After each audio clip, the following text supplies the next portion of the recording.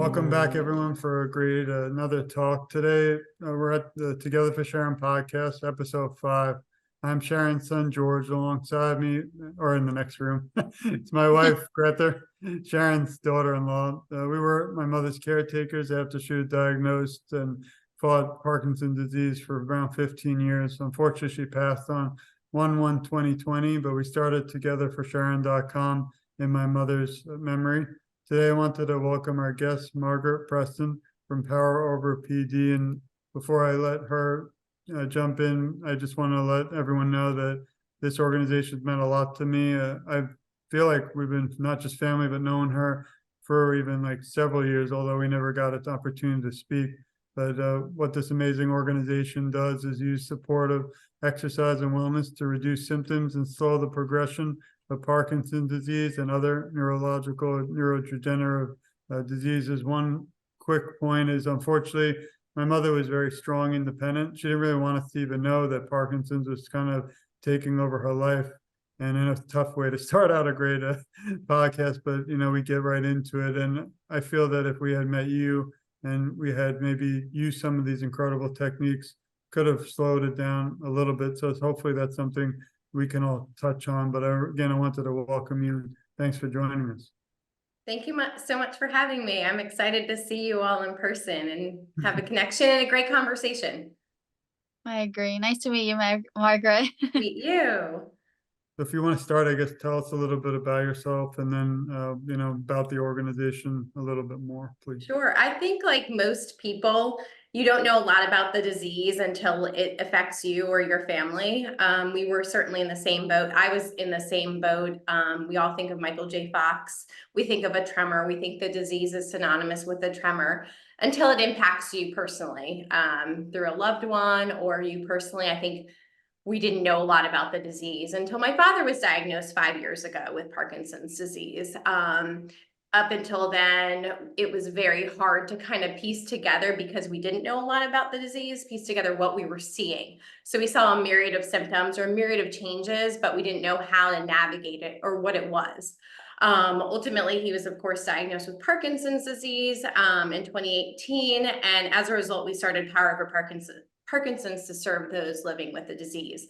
We are in Richmond, Virginia, so we serve Central Virginia immediately through in-person programming and then beyond through some of the virtual content that we deliver. Our hope is to kind of be that soft spot to land for people who are diagnosed with the disease. We felt a little wayward right here in Central Virginia as far as where to go, where to find a community, where to find that support that is to us just as important as taking your medication and doing your homework every day, but just having that support, George, like you had noted, that community of people you can bounce things off of and kind of feel embraced by.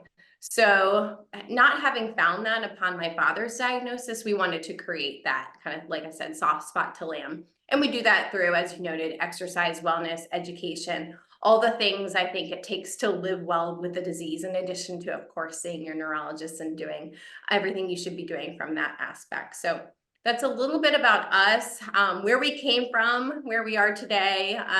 We continue to grow as far as programming, both in person and virtual. Next year, we hope to look more at the mental health side of Parkinson's. So, we try to continue to speak to our community and see what they need, what they want, and deliver as best we can. Thank you. Thank you. That's wonderful. Do you ever team up with other organizations for awareness? That's a great question. Yeah, I try to communicate as best I can that we love to partner with other organizations. So we of course are fairly small local organizations. Right. So working with the Michael J. Fox Foundation on advocacy has been great. Working with the APDA, developing programming specifically next month for caregiver support programming has been wonderful as well. So we've done stuff with PMD Alliance. So we try to kind of be the boots on the ground, but also work with some of the larger organizations to deliver really cohesive, great products or services for the Parkinson's community. So we love to partner with groups who have the same mission, same motivation. Yeah, I'd like to also bring up a momentous day. I was really in my heart, I was celebrating in a way. I was kind of sad, but I was excited for the future for everyone because they passed finally the new bill that has been really kind of lingering, and Parkinson's disease, the national plan. And I saw yesterday, I listened to the 12-15 minute talk in the committee, how the two senators and the one senator who unfortunately has Parkinson's might be forced to, resign or retire. I actually wrote a letter last night, told them, just thanking them on behalf of the Parkinson's community, but that's going to be the first bill in our United States history to really maybe even support your organization and those families, and really to end Parkinson's, which is in a way a dream for all the people now I call family in the Parkinson's community, but a little bit of a loss because my mother, never got the opportunity. But I just want to bring that up because today it's 12/9/2023. When we watch this, 10 years from now, we'll remember this day really forever. I was so excited. I couldn't even put my phone down and showing my wife and family that, this is the congressman. The only area I remember him stating is the only thing he wants for Christmas this year is to end Parkinson's. He's lost about 5 family members due to Parkinson's. So just wanted to, you mentioned Michael J. Fox, and they actually spearheaded the way. And I was really lucky to speak to my local representative about that. And it's on TogetherForSharon.com. But yeah, I just wanted to mention that. Yeah, how lucky are we to be able to witness the history and really legislation that I think will change the trajectory of the disease. So I'm glad you pointed it out because it's a good capstone of where we are in history right now. Yeah, I always think, 10 years, I'm going to still rewatch all these. And that's the difference between the Together for Sharon podcast. I don't think we want to share it once, we want to every year keep sharing because these topics are so important. And I'm learning too every day. But is there a particular area in mental health, that side, to prevent burnout associated with PD? Yeah, I think to kind of take a step back, to answer your question, what we found as we talk with our community, which is really how we figure out what we're going to deliver as far as services to the people with Parkinson's, we started talking with them and we found a common thread, which was burnout. So taking your medication, exercising, how did you sleep? Did you eat right? Did you eat in relation to your medication appropriately? So I think what we found personally with my father and also, externally through our community is that it's a full-time job to manage Parkinson's. And I think talking about advocacy, I think we all tried to stress, for those of us who were lucky enough to be on those calls with lawmakers, we tried to stress what Parkinson's is. It's not just a tremor, it's a full-time job to manage. There's all the non-motor symptoms that we now know, now that we're versed in the disease. I think having appreciation of that and educating the public that there's so much to it is important. So what we learned was folks were feeling burnt out managing the disease. We subsequently partnered with a neuropsychologist here at VCU Health in Richmond, who is a Parkinson's Foundation Center of Excellence here. And they have a wonderful team of neuropsychologists. And we decided to kind of we call it, it's a little bit of a support group, but also a conversation, if you will, among people with Parkinson's, how to navigate the disease. The goal is, of course, to get back to the things that you enjoy. I've stopped traveling because of Parkinson's, or I've stopped fishing, or I've stopped doing the things that I'm passionate about because of Parkinson's. But how can we help in little ways, make small changes to ultimately get back to the things people enjoy? Because we all know quality of life is the goal for everybody living with the disease. So we think about not only taking your medication, exercising, doing all the things from a physical standpoint, but what are some of the things that'll help us from a mental standpoint to reduce the burden? And maybe that's phone reminders. Maybe that's just kind of talking more with your loved one or your care partner in ways that they can help kind of poke you in terms of reminders or some other things that need to get done, or getting, maybe you have more of the staycation if you can't travel. So again, there's that creativity piece as well.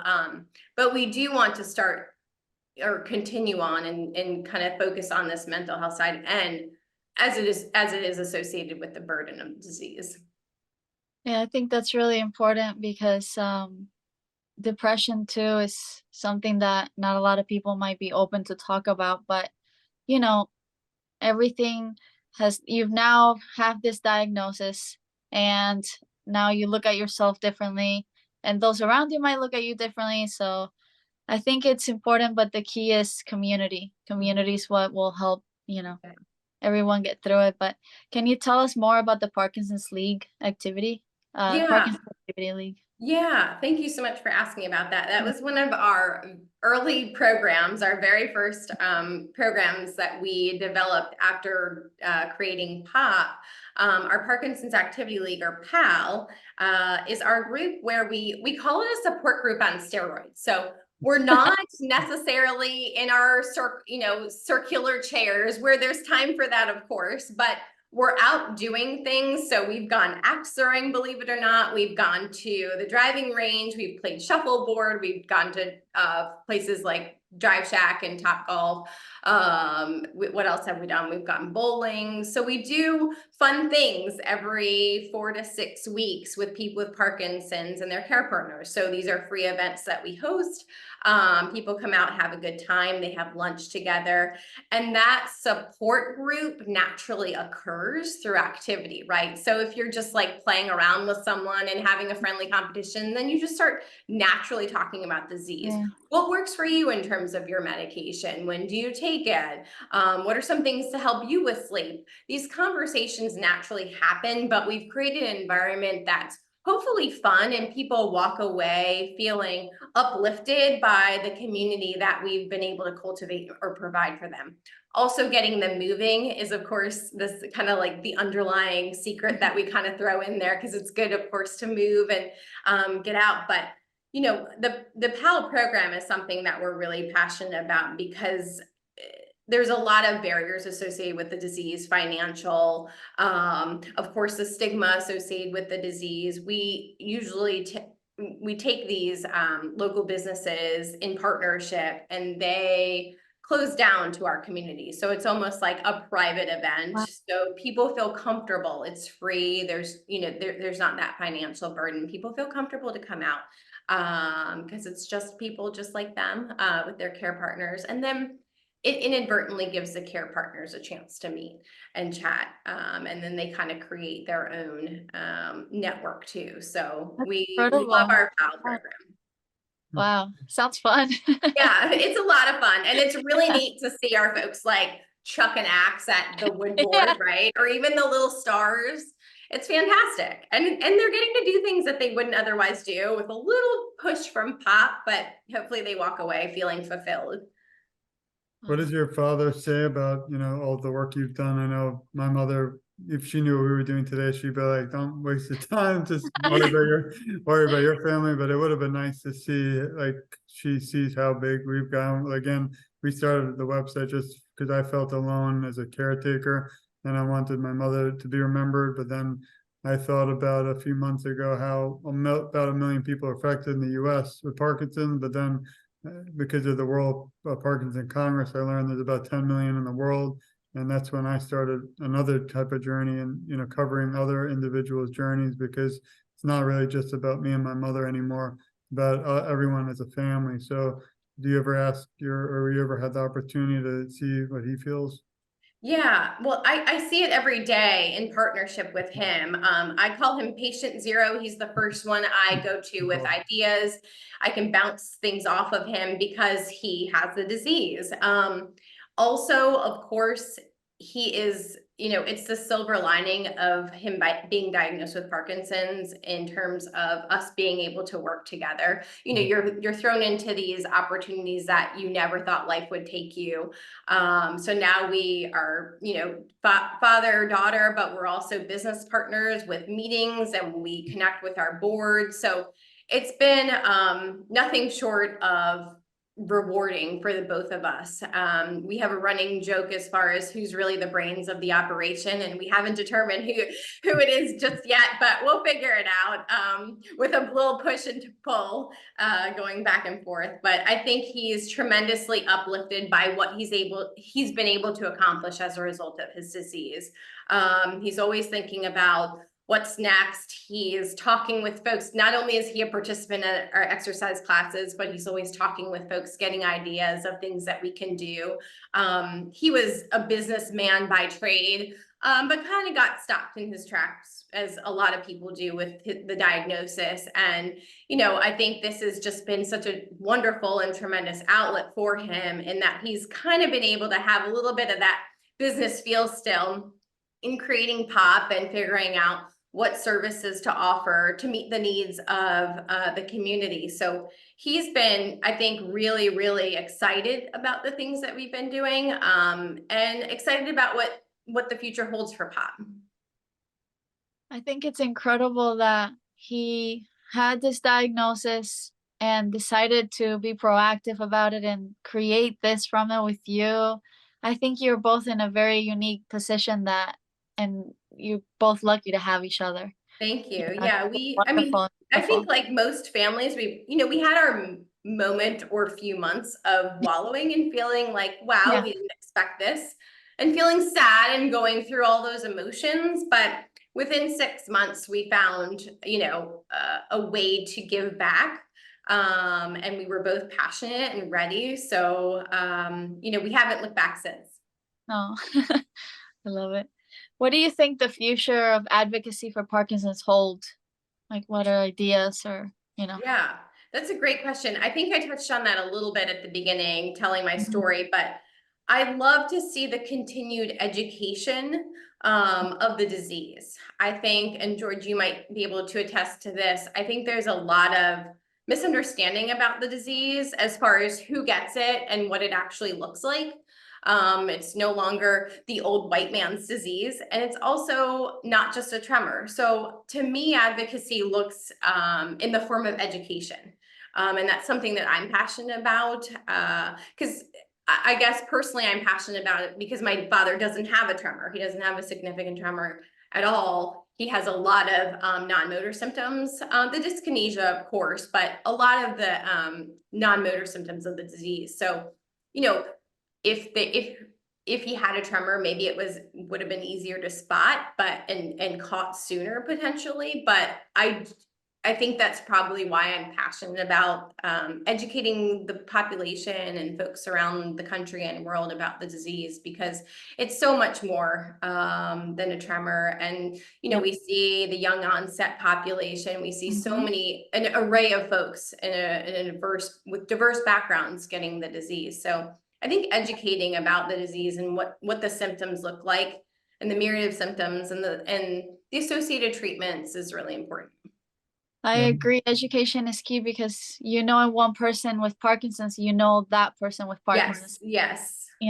Everyone. Sharon also didn't have barely any tremors. Yeah. Maybe at the end a little, but barely any. Yeah. So There's so much more to it. And I think there's the silent sufferers too. I think a lot of people don't want to talk about some of the non-motor symptoms because they're harder to talk about. Not only like autonomic stuff, but we touched on depression, anxiety. There's so many other symptoms that it's okay to start talking about them, because it's only going to help the disease, people living with the disease, and then those serving the people with diseases through, in the medical field, as well as just care partners and the community. Here's one area that I like, as I do podcasts throughout the week and do a lot of research.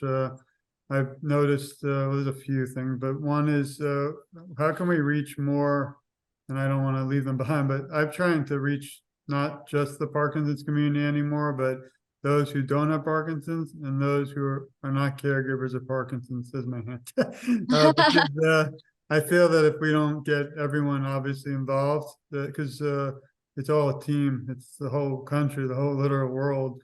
We have some great groups out there like PD Avengers, and I've started a group, not a group, but a podcast with 3 incredible individuals who have Parkinson's. It's actually the first time I've ever seen, I could be wrong, but where we actually are taking someone like me, a caregiver, and with joining together with people with Parkinson's and doing a podcast. So it'll be out soon, but I don't see any of that out there. But the big question again is, and I'm not really asking for 100% answer because I'm learning. I wonder how even together we can all reach people who again are not in the Parkinson's community, because that's like, we're all getting back to, that's what awareness is. And we don't have those people, we're never going to be able to stop this. Yeah, I think it's important to engage the non-Parkinson's community, 100%.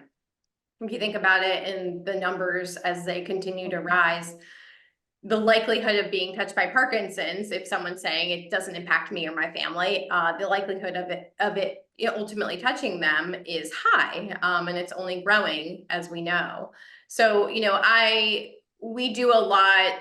Everything that we do is free, so there is fundraising, and we do some grant writing and fundraising, and it's important to power Parkinson's. So as I'm talking with businesses and as I'm talking to people who do not have Parkinson's, it's my job to convey why it's important to support Power Parkinson's, and I do that through educating on the disease, and I do that through kind of telling them some of the numbers that they might not know, that it is the fastest rising neurodegenerative disease, and it's been really rewarding talking to these individual folks as well as businesses, kind of teaching them and having them kind of have like those aha or light bulb moments, like they had no idea everything that the disease can touch and everything in terms of the rate at which it's being diagnosed. So I do think there is a big push, or there should be a push, to educate the people who are not touched by the disease, because like you said, George, those are the folks who are going to help push things forward and better understand it. And we need those folks, as we know through the Michael J. Fox Foundation, for research. We need these folks to kind of raise their hand and help as people without Parkinson's to help research move forward. So, I think a lot of what you've done, George, and like I said in the beginning of our call, how much you've done in such a short period of time, I do think we just have to be pushy and loud. I've spoken with physicians around the country, and we think about what they did, with AIDS, and what they've done thinking about ending Parkinson's in Dr. Dorsey's book, what they've done with AIDS or breast cancer, Alzheimer's. Ultimately, it's just, you've got to be loud and you've got to be persistent. And that's our job for people who are in the industry, to educate those who are outside or not familiar with the disease. You have a question?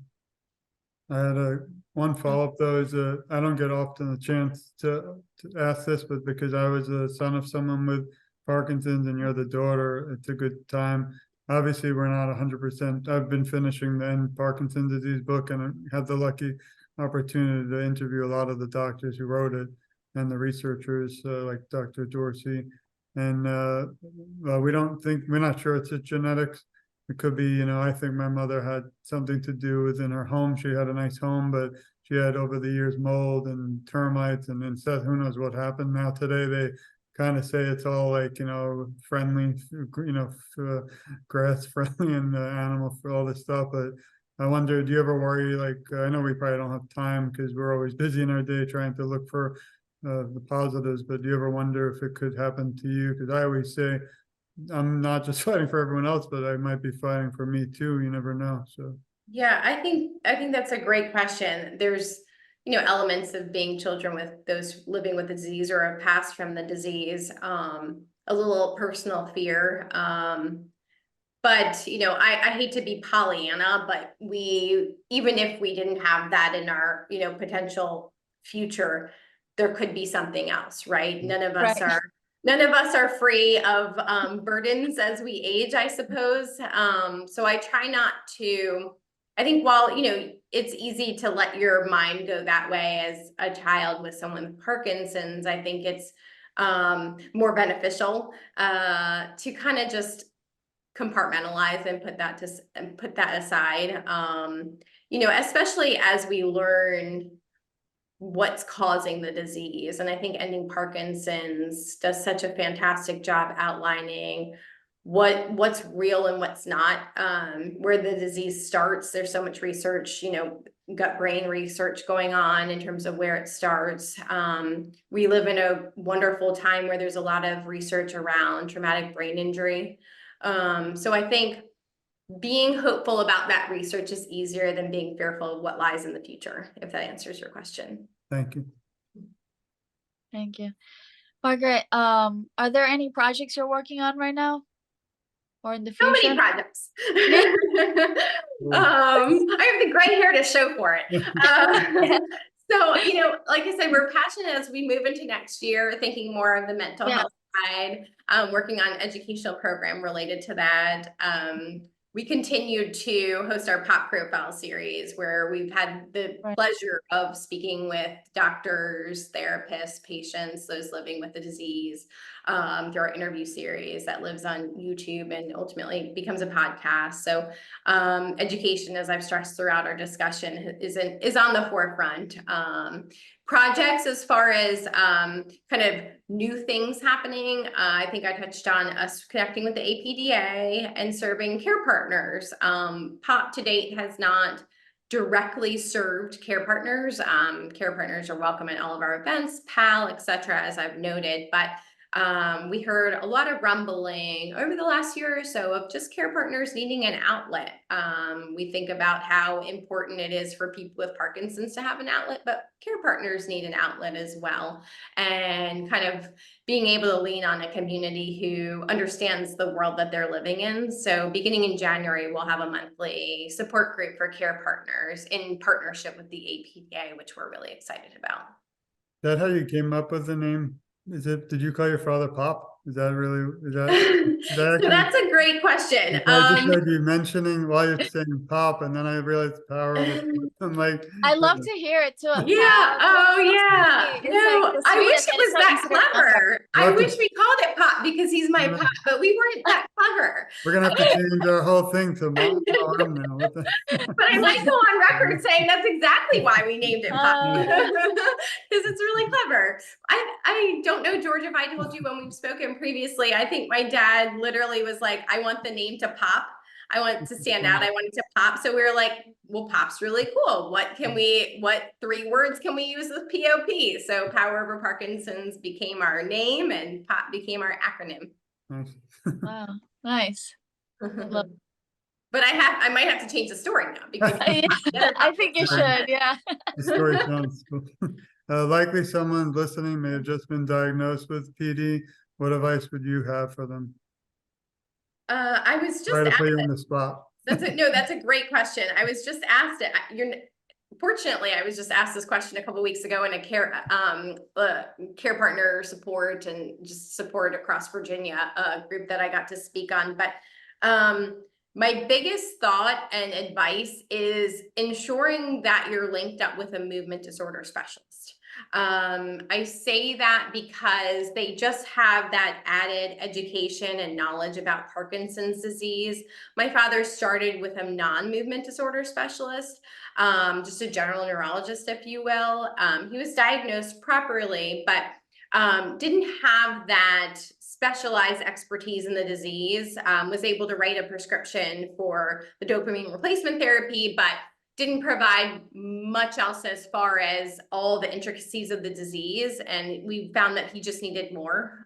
So we ultimately did our homework and found a movement disorder specialist here in Richmond that was, changed his care completely in a very positive way. So the first thing I usually tell folks is to ensure that you're with a movement disorder specialist if possible. And I know we as a country have a problem with our rural areas that might not be a possibility.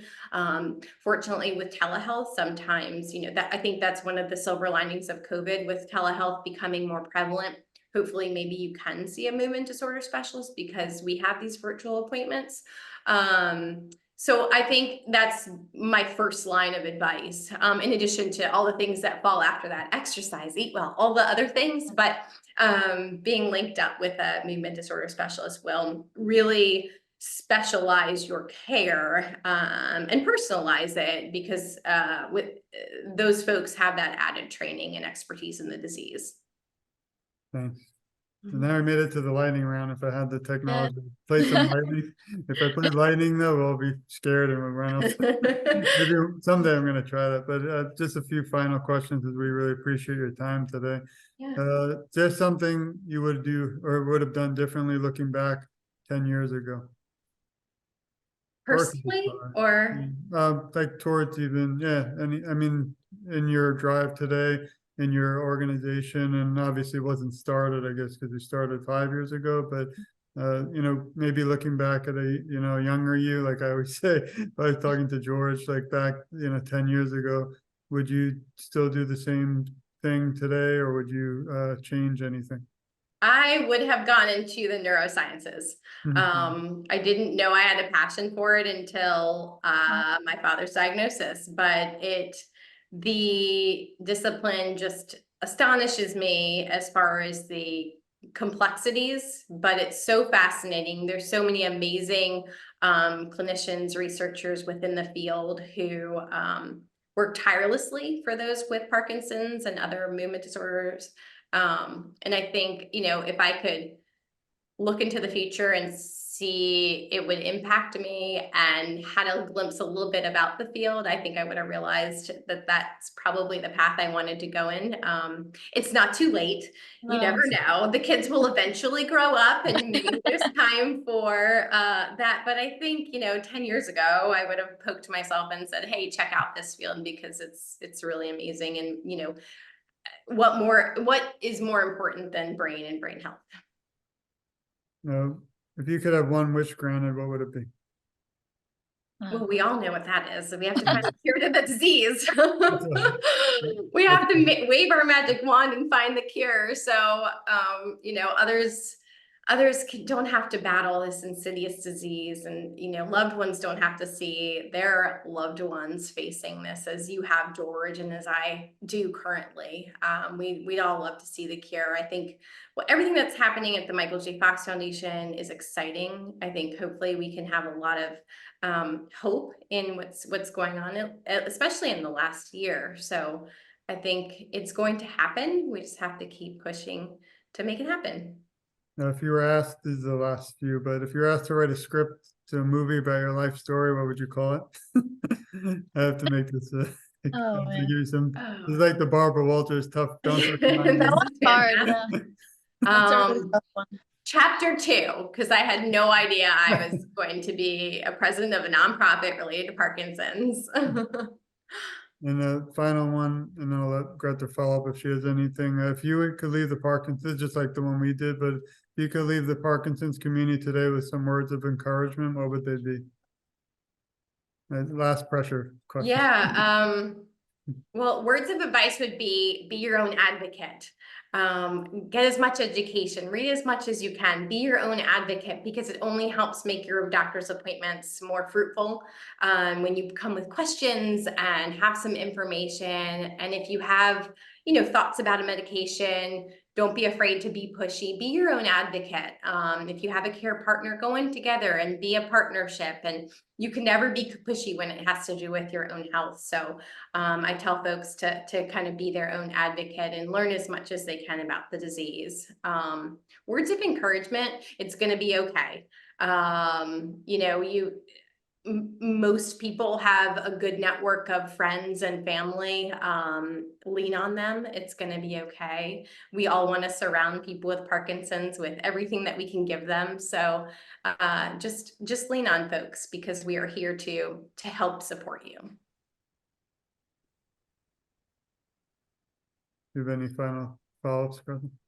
No, I just wanted to thank you, Margaret, for sharing your story, for sharing more about power over Parkinson's, and it's been a pleasure. Thank you. It's been such a treat. I've been looking forward to this for what feels like months. So it's been such a treat for me. Before we let you go, did you have anything else you wanted to share or talk about? Because I don't want to, forget anything, but I want you to have a minute to also, encourage anything, plans, things. I know we already kind of touched on it, but did you have any last words? You're kind to ask. I don't think I have too much. If people are interested in learning more about what we do, we have a website, poweroverpd.org, and of course we're on Instagram. I guess it's X now, and Facebook. So feel free to check us out. We're here to support you with the disease. So I can't thank you enough for allowing me to share more about our story and our foundation.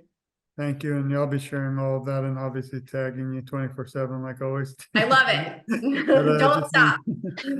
want to thank everyone listening today. This has been the Together for Sharon podcast. It's episode 5, which is amazing because I remember when just a few months ago we did number 1 where I interviewed my wife down there.